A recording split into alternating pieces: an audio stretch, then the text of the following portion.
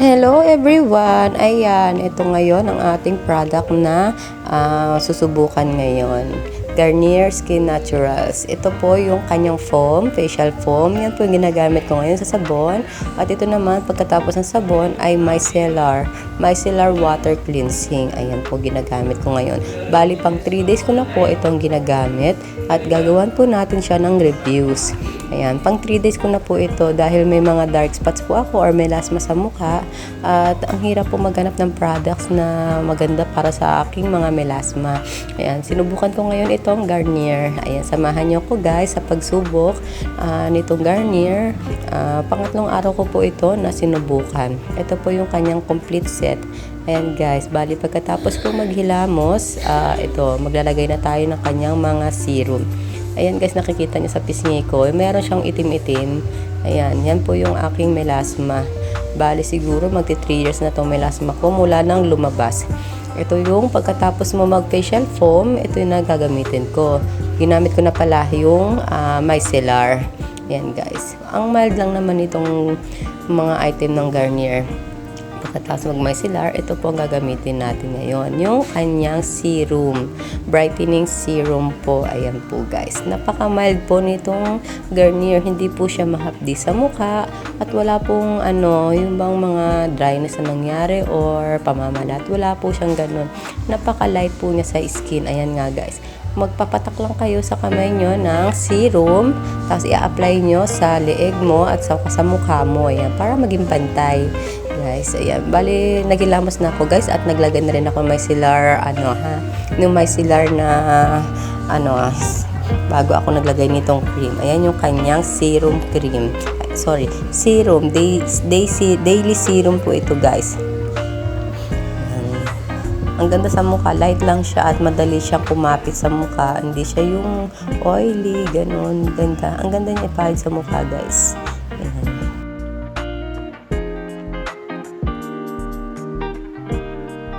Ay hindi halos matanggal talaga itong aking melasma. Nag-try na rin ako na magpa-laser 1 times pero parang wala naman din effect. Ito naman na sumunod pagkatapos ng serum. Ayan, ampule. Ewan ko kanong bigas dito. Basta Garnier ampule serum naman po ito.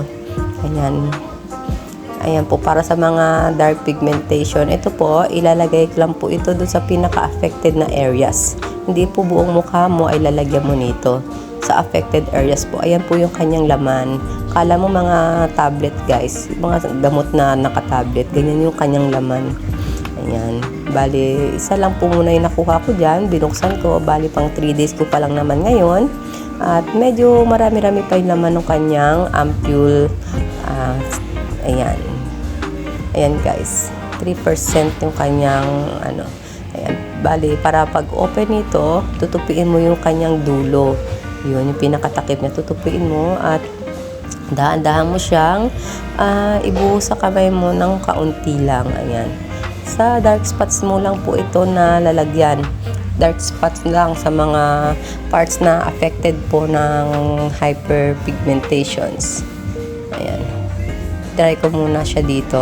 Ayan. Pangatlong araw ko pa lang po ito guys. Sa susunod, samahan nyo ako. Mga after 1 week, magre-reviews tayo ulit. Ayan. Pasensya na kung madilim dito sa kwarto ha. Kasi, ayan. Sa kwarto kasi ako kaya madilim. Ayan.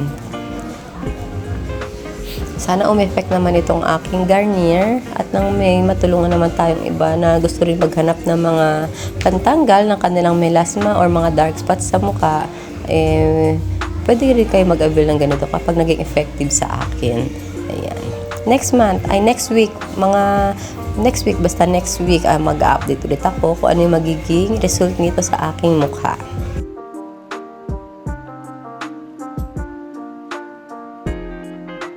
Sa aking mukha, ayan, kailangan i-dry ko muna siya ng kaunti. Siguro mga 5 or 10 minutes, tuyo naman na siya. Ayan guys.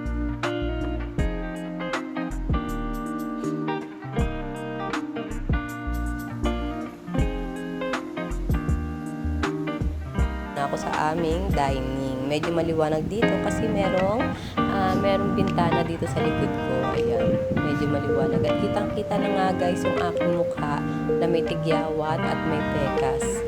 Ayan guys. Ito naman ang gagamitin natin ngayon, yung kanyang day cream. Garnier Day Cream. Ito po ay may UV protections na against sa sun. Dati pala nung mga bata-bata pa ako, hindi ako nag-UV protection or yung mga sunblock, sunscreen wala ako ginagamit guys. Kaya siguro nagkaroon ako ng melasma, tapos madalas ako nagpapainit. Ganon. Dati ang gamit ko lang is pants. Tapos nagpapainit ako, nagmumotor kami ng asawa ko. Hindi nabibilad ka sa araw. Pants lang ang gamit ko, wala akong sunblock. Tapos pag umuwi ako ng bahay, napapansin ko yung pisngi ko namumula. Akala ko pa naman para na akong mistisa dahil namumula yung pisngi ko. Yung pala, siguro yun na-start ng pagkakasunog ng aking pisngi. Ayan. Kaya sa mga patulad ko na sensitive yung skin, kailangan mag-sunblock kayo lagi pag umaalis kayo ng bahay. Ayan, ang ganda nitong cream guys. Mild lang siya sa mukha, wala siyang heavy feelings. Tapos parang feeling ko talaga yung matte lang siya. Naglalight yung mukha mo kapag na-apply mo tong cream na to sa mukha mo. Ayan. Ayan guys. Huwag na pansinin yung ilong ko na may tagyawat ha. Ayan. Saka yung mukha ko.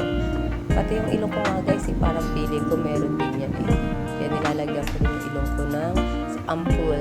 Saka, ayan. Ito naman guys yung night cream. Ito yung night cream. Ito ang ginagamit ko sa gabi. Hindi yung, sa gabi yan ang ginagamit ko, hindi yung day cream. Yan yung panggabi. Yung day cream pang umaga. Yung night cream na booster po, booster night, overnight, yun po yung panggabi. And thank you for watching guys. Subscribe naman po tayo.